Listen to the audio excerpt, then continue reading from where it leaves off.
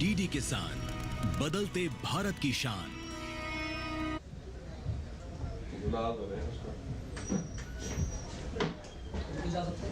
अभी एक मिनट है, स्टार्ट नहीं हुआ तो ये लेटर हो गया हो गया।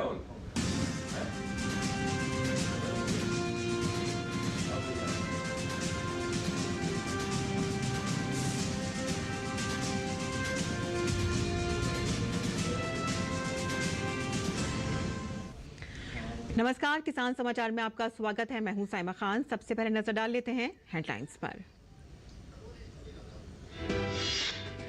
तिलहन फसलों में अलसी की खेती से किसान कमा सकते हैं बेहतर मुनाफा। पूरे साल बाजारों में बनी रहती है अलसी की मांग। अलसी का प्रयोग दवाइयां बनाने में भी किया जाता है। किसान सही समय पर प्राकृतिक खाद का प्रयोग करके अलसी की फसल को रोगों से बचाकर पा सकते हैं अच्छी आमदनी।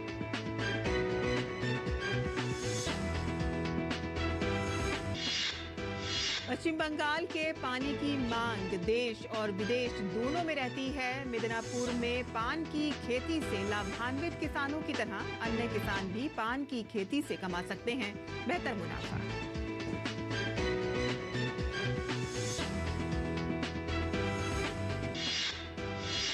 पर्यावरण जागरूकता के लिए श्राइन बोर्ड की खास पहल। श्राइन बोर्ड ने बनाई वैष्णवी वाटिका। श्रद्धालुओं को पर्यावरण के प्रति जागरूक बनाना है इस पहल का मकसद।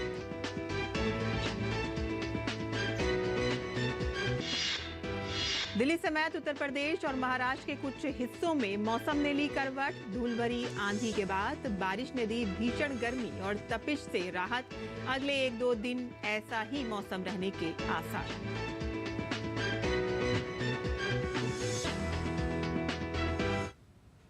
और अब समाचार विस्तार से। और आज हम बात कर रहे हैं तिलहन फसलों की, और इसी कड़ी में किसान अलसी की खेती से भी अपने खेतों में मुनाफा कमा सकते हैं। अलसी देश के विभिन्न भागों में तिलहन के रूप में उगाई जाती है। ये एक बहुमूल्य औद्योगिक तिलहन फसल के रूप में जानी जाती है। अलसी की बाजार की कीमत काफी अच्छी रहती है क्योंकि इसके प्रत्येक भाग किसी न किसी रूप में उपयोग किया जाता है। अलसी को केवल खाने वाले तेल के रूप में ही नहीं बल्कि इससे दवाइयां भी बनाई जाती हैं। अलसी की खेती हमारे देश में लगभग 2.96 लाख हेक्टेयर के क्षेत्र में की जाती है, जो कि विश्व का कुल 15% है। इस हिसाब से देश में बहुत सारे किसान अलसी की खेती कर रहे हैं और ऐसे में किसान अलसी की खेती से अच्छा उत्पादन ले सकें, इसके लिए सबसे ज्यादा जरूरी होता है अलसी की फसल को रोगों से बचाना। अलसी के प्रमुख रोगों में अल्टरनेरिया पत्ती धब्बा यानी कि झुलसा रोग, रतुआ या गेरुई रोग और बुकनी रोग जैसे शामिल हैं। किसान सही समय पर प्राकृतिक खाद का प्रयोग करके अपने फसल को बचाकर और अच्छी किस्म की पैदावार पाकर मुनाफा कमा सकते हैं। और पान की बात हो और बंगाल का जिक्र ना हो जनाब, ऐसा तो हो ही नहीं सकता। और अगर आप बंगाल में हैं तो पान की लाली कलकत्ता के पान के बिना अधूरी है। देखिए मिदनापुर से हमारे संवाददाता विशाल बैरिस्टो की ये खास रिपोर्ट। यह है सालीकोठा गांव और इसी गांव में सबसे ज्यादा पान की खेती होती है। बेलों से लटकते हरे भरे पान की तरह उसकी खेती भी बहुत अनोखी होती है और इसे उगाना और मेहनत का काम है। पत्तियों को तरोताजा रखने के लिए इन्हें धूप और गर्मी से बचाना होता है और हर दूसरे दिन बुझानी होती है इनकी प्यास। ये छोटा सा गांव और गांव के लोग पीढ़ियों से पान की खेती पर आश्रित हैं। पड़ता है तो 10-12 रुपया पड़ता है, तो हम 10 रुपया करके बिक्री कर रहे हैं। सबसे ज़्यादा पान बिक्री कर रहा है जब मीठा पान है, दोक्ता पान है और जर्दा पान है, उसी पर बिक्री कर रहा है। अब डालता है इसको मीठा सुपारी है, इसको आमादा है, इसको दालचीनी है और इसको थोड़ा थोड़ा चेरी फल है और चवन बहार है, पान है और कत्था है। इसको देर के अच्छा करके पान दे रहा है, जेली का माल दे रहा है। गांव से निकलकर पान का पत्ता पहुंचता है मिदनापुर की मंडी में। मंडी में भी पान के पत्तों की लगातार तराई करनी पड़ती है ताकि उनकी ताजगी बनी रहे। मंडी से होते हुए पान का अब नया पता है मानिक की दुकान, और मानिक की जीविका भी पान पर ही निर्भर है, या यूं कहें ताश के पत्तों की तरह मानिक भी पान का गुलाम है। दिल्ली हो जाता है, बम्बई हो जाता है, और लोकल वेस्ट बंगाल में था, कोलकाता में जाता है। वो पान में मिलता है। अभी तो पान तो दाम नहीं है ज़्यादा, एक बस्तर में 20-50 हज़ार मिलता है। चूना, कत्था, सुपारी, गुलकंद और गरम मसाले से सजकर आपका मूड बनाने को तैयार है कलकत्ता का सादा मीठा पान। दालचीनी, सुपारी और गुलकंद, ये पान है कलकत्ता का मीठा सादा। लेकिन अलग अलग तरीके का पान यहाँ मिलता है, और इसकी खासियत ये है, इससे आपका मुंह का स्वाद अच्छा होगा, एक माउथ फ्रेशनर की तरह काम करेगा, और साथ ही ये आपकी पाचन क्रिया को भी बढ़ाएगा। कैमरामैन पीयूष के साथ मैं विशाल बरिस्टो, डीडी न्यूज़, मिदनापुर। और दिल्ली समेत उत्तर प्रदेश और महाराष्ट्र के कुछ हिस्सों में कल मौसम ने करवट ली। दिल्ली और गाजियाबाद में लगातार गर्मी से जूझ रहे लोगों को कल थोड़ी राहत मिली। देर रात तेज हवाओं के साथ झमाझम बारिश हुई और कुछ जगहों पर ओले भी गिरे। हालांकि बारिश और तेज आंधी के बाद कई इलाकों में पावर सप्लाई भी कट कर दी गई। बारिश के होने से पारे में भी गिरावट दर्ज की गई है। कल दिल्ली का तापमान 42 से 43 डिग्री सेल्सियस रहा, तो वहीं नोएडा में तापमान 44 डिग्री सेल्सियस तक बना रहा। मौसम विभाग ने अगले 1-2 दिन ऐसा ही मौसम रहने की संभावना जताई है। उधर मुंबई के कई हिस्सों में भी बारिश हुई है। कल शाम से ही मौसम ने अपना मिजाज बदल लिया था। तेज हवाओं के साथ धूल भरी आंधी चली और बूंदाबांदी हुई।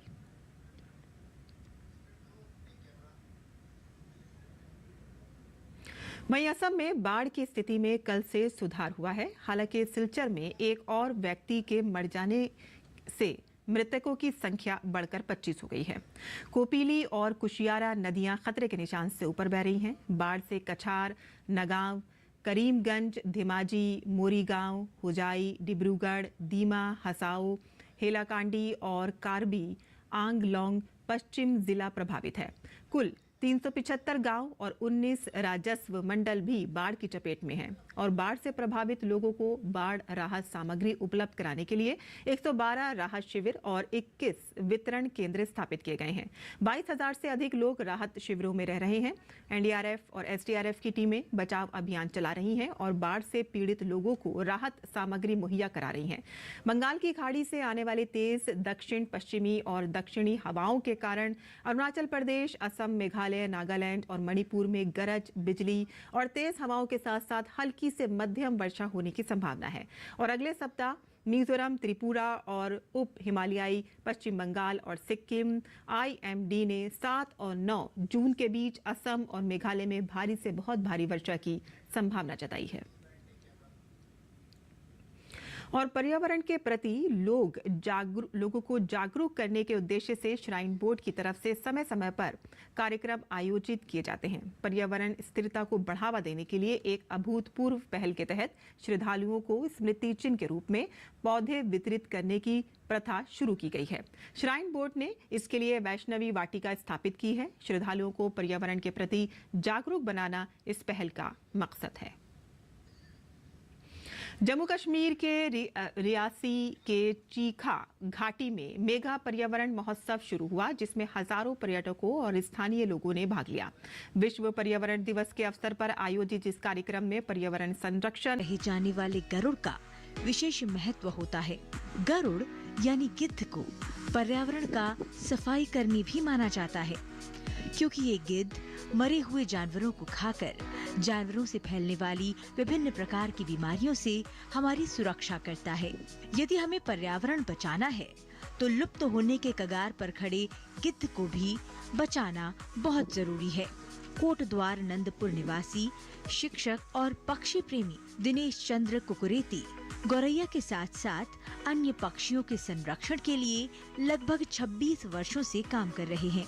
साथ ही पिछले 12 वर्षों से रक्षण के लिए हुए अपने कार्य क्षेत्र रिकड़ी खाल क्षेत्र में अपने विद्यालय के आसपास की पहाड़ियों पर रहने वाले गिद्धों को कोई नुकसान न पहुंचा सके, इसके लिए वो गांव वालों को जागरूक करते हैं और उन्हें पर्यावरण के प्रति संदेश देते हैं। आसपास के गांव में लोगों को मोटिवेट करता है कि आप कीटनाशक का प्रयोग बिल्कुल न करें। यदि आपका कोई मवेशी मरता है तो उसको एक स्थान पर ऐसी जगह में रखें जहाँ पे गिद्ध उसको आसानी से देख सके, अपना भोजन प्राप्त कर सके। और दूसरा, जंगलों में जो वनों में आग लग रही लगातार, क्योंकि इससे भी मैंने देखा गिद्ध बहुत डिस्टर्ब होते हैं तो उस क्षेत्र को छोड़ के चले जाते हैं। तो ये मुख्य रूप से लोगों को मोटिवेट करना है कि गिद्ध भी हमारे पर्यावरण का एक अभिन्न अंग है। पक्षी प्रेमी दिनेश चंद्र कुकरेती कहते हैं कि गिद्ध हमारे जीवन के लिए एक महत्वपूर्ण पक्षी होता है। इसके बिना पर्यावरण संतुलन की कल्पना भी मुश्किल है।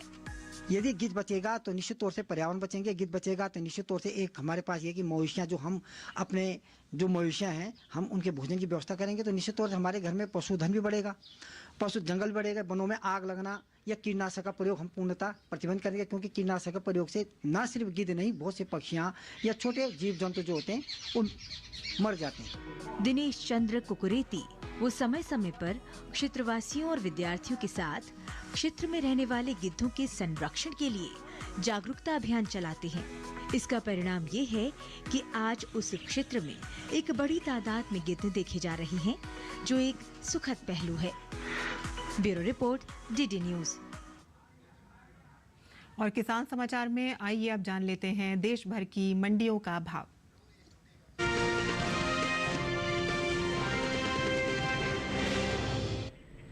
इन दिनों ज्यादातर कृषि उपज मंडियों में धान की आवक सामान्य देखने को मिल रही है।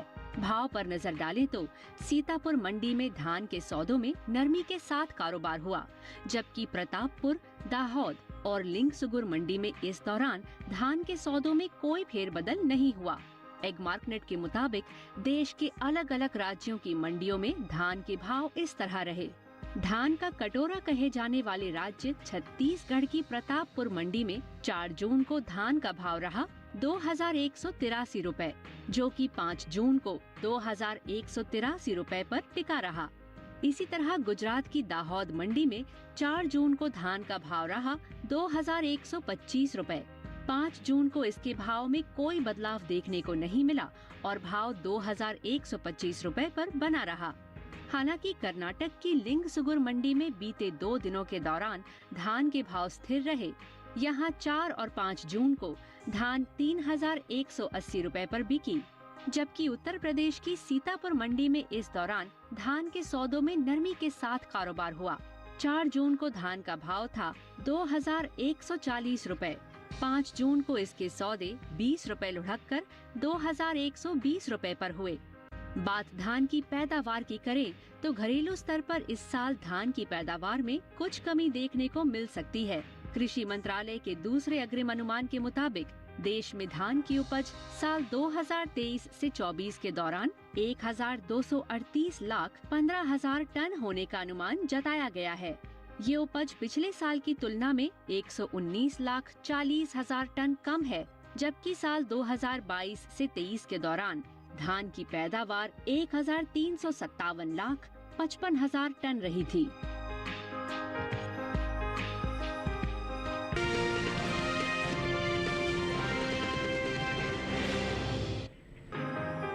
जून को कृषि उपज मंडियों में सोयाबीन की आवक सीमित देखने को मिली। भाव की बात करें तो हरदा मंडी में सोयाबीन के भाव में तेजी रही।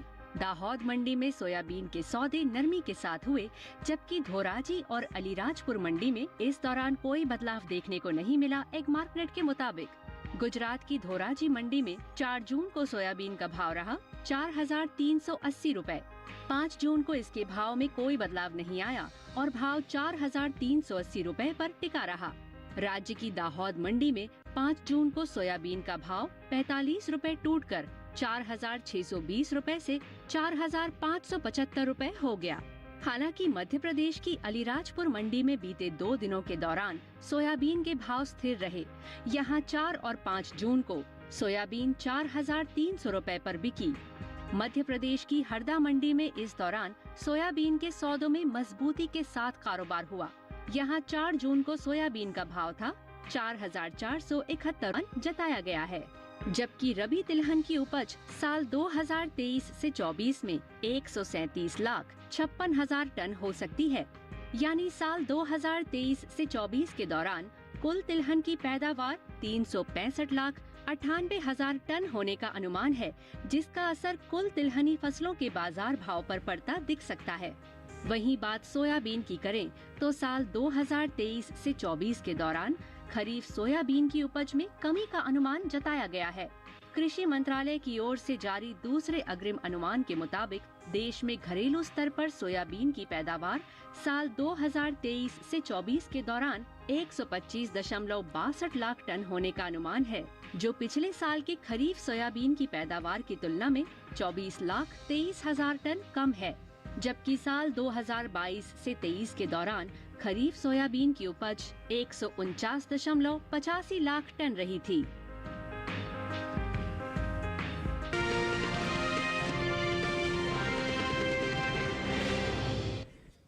और मंडी खबर के बाद अब बात करते हैं मौसमी खेती की। किसान इस मौसम में कैसे रखें अपनी खेती का ख्याल, आइए देखते हैं।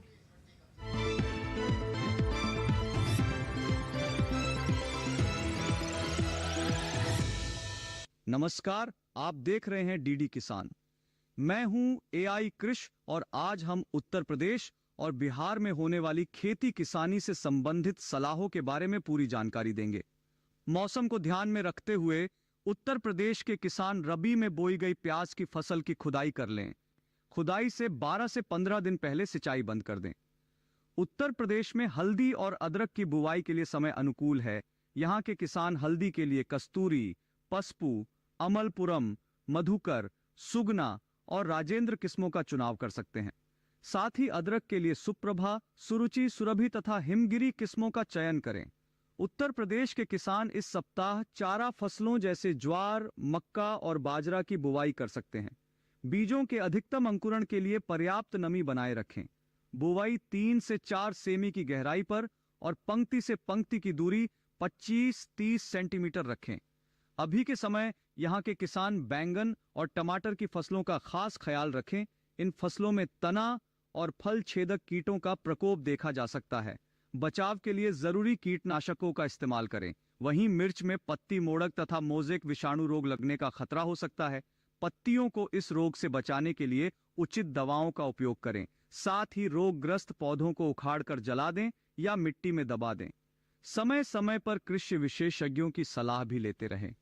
बात करें बिहार की तो यहाँ के किसान धान की नर्सरी तैयार कर लें। धान के लिए अधिक उपज देने वाली किस्मों के प्रमाणित बीजों का उपयोग करें।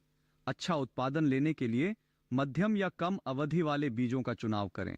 साथ ही फसल में संतुलित उर्वरकों का प्रयोग करें। यदि किसान भाइयों को धान की सीधी बुवाई करनी है तो जून के प्रथम सप्ताह से जून के तीसरे सप्ताह तक कर लेनी चाहिए। अच्छी उपज प्राप्त करने के लिए वर्षा शुरू होने से 15 से 20 दिन पहले बुवाई करना उचित रहता है। इस विधि में मशीन से बुवाई के लिए बीज की मात्रा 20 से 25 किलोग्राम प्रति हेक्टेयर होनी चाहिए। बीज को उपचारित करने के बाद ही बुवाई में प्रयोग करें। बीज को हमेशा 2 से 3 सेमी की गहराई पर लगाएं। किसान भाई, यह कार्य स्थानीय मौसम को ध्यान में रखते हुए तथा क्षेत्र की मौसम संबंधी जानकारी के अनुसार ही करें। इसी तरह कृषि और किसानों से जुड़ी हर महत्वपूर्ण जानकारी के लिए हमारे साथ जुड़े रहिए और देखते रहिए डीडी किसान। धन्यवाद। इसे तुरई, तोरी और घिवरा तीनों कहते हैं। इसकी खेती लगभग पूरे भारत में की जाती है। दूसरे बेल वाली सब्जियों की तरह ही इसे भी साल में 2 बार बोया जाता है। पहले फरवरी मार्च में और फिर जून जुलाई में। यानी अभी तोरी बोने का एकदम सही समय चल रहा है। तोरे की बुवाई करते समय कुछ सावधानियां बरतें। उन्नत किस्म का बीज चुनना बेहतर रहेगा। भारतीय कृषि अनुसंधान संस्थान ने 2 किस्में विकसित की हैं, पूसा स्नेह और पूसा नूतन। पूसा स्नेह उत्तरी मैदानी क्षेत्रों के लिए उपयुक्त है। इसका फल चिकना, सीधा और दरमियानी लंबाई का होता है। रंग गहरा हरा, गूदा मुलायम, लेकिन छिलका सख्त होता है। तुड़ाई के बाद बेचने के लिए इसे काफी दूर तक भेजा जा सकता है। साथ ही इसमें अधिक तापमान सहने की भी क्षमता होती है। बुवाई के 45 से 50 दिनों के भीतर फसल तैयार हो जाती है। इस दौरान किसान पहली तुड़ाई कर सकते हैं। 1 हेक्टेयर में 120 क्विंटल तक पैदावार हो सकती है। पूसा नूतन का फल धारीदार होता है। ये दिल्ली और इसके आसपास के इलाकों के लिए उत्तम है। फल लंबा, सीधा और आकर्षक होता है। फलों का रंग हरा और औसत वजन 105 ग्राम होता है। इसका भी गूदा मुलायम होता है। ये बसंत, ग्रीष्म और खरीफ दोनों फसलों के लिए उपयुक्त है। बोने के 45 से 50 दिनों में पहली तुड़ाई की जा सकती है। तोरी की बुवाई करते समय 1 हेक्टेयर के लिए 4-5 किलो बीज पर्याप्त होते हैं।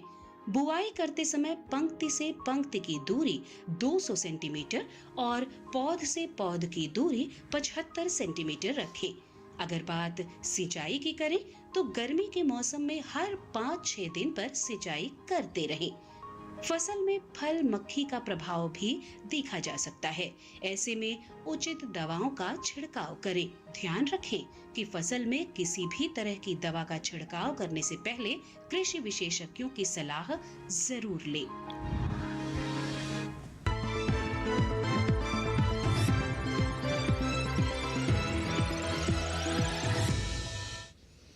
और खेती किसानी से जुड़ी खबरों के बाद आइए अब नजर डाल लेते हैं कुछ और खबरों पर। खास खबर में एनडीए ने बैठक में सर्वसम्मति से एक प्रस्ताव पारित किया है, जिसमें कहा गया है कि मोदी जी के नेतृत्व में एनडीए सरकार भारत के गरीब, महिला, युवा, किसान और शोषित, वंचित व पीड़ित नागरिकों की सेवा करने के लिए प्रतिबद्ध है। रिपब्लिकन पार्टी ऑफ इंडिया के अध्यक्ष रामदास अठावले ने नरेंद्र मोदी के नेतृत्व पर विश्वास जताया और कहा है कि एनडीए का कोई साथी इधर उधर नहीं जाएगा। जेडीयू ने एक बार फिर से साफ कर दिया है कि वो एनडीए गठबंधन के साथ ही रहेंगे। पार्टी प्रवक्ता केसी त्यागी ने कहा कि नीतीश कुमार एनडीए को समर्थन देने के लिए प्रतिबद्ध हैं। वहीं इंडिया गठबंधन के सभी घटक दल बुधवार शाम दिल्ली में एकत्र हुए और यहां गठबंधन के नेताओं ने आगे की रणनीति तय करने के लिए करीब 1.5 घंटे तक बैठक की। बैठक में गठबंधन की ओर से कहा गया है कि वह उचित समय पर उचित कदम उठाएंगे। अमेरिका के राष्ट्रपति जो बाइडेन ने प्रधानमंत्री नरेंद्र मोदी से बात की। राष्ट्रपति जो बाइडेन ने प्रधानमंत्री को लोकसभा चुनाव में उनकी और एनडीए की ऐतिहासिक जीत पर बधाई दी। बांग्लादेश की प्रधानमंत्री शेख हसीना प्रधानमंत्री के रूप में नरेंद्र मोदी के शपथ ग्रहण समारोह में भाग लेंगी। शेख हसीना कल ढाका से नई दिल्ली के लिए रवाना होंगी। श्रीलंका के राष्ट्रपति रानिल विक्रमसिंघे ने प्रधानमंत्री नरेंद्र मोदी के शपथ ग्रहण समारोह में शामिल होने का निमंत्रण स्वीकार कर लिया है। राजधानी दिल्ली में जल संकट बरकरार है। लोगों को अभी भी पानी के टैंकर मंगवाकर अपनी जरूरतों को पूरा करना पड़ रहा है। दिल्ली में जल संकट के मामले पर आज सुप्रीम कोर्ट सुनवाई हुई। कोर्ट ने हिमाचल प्रदेश को 137 क्यूसेक पानी यमुना में छोड़ने का आदेश दिया। उत्तराखंड में उत्तरकाशी और टिहरी जिले की सीमा पर करीब 14,000 फीट की ऊंचाई पर स्थित सहस्त्रताल में फंसे ट्रैकर्स का रेस्क्यू अभियान खत्म हो गया है। बिहार के राजभवन में 2 दिवसीय बिहार आम उत्सव 2024 का आयोजन किया जाएगा। यह आयोजन 15 और 16 जून को होगा। मुंबई के चैम्बूर इलाके में सिलेंडर विस्फोट में 10 लोगों के घायल होने की खबर है। घायलों को अस्पताल में भर्ती कराया गया है।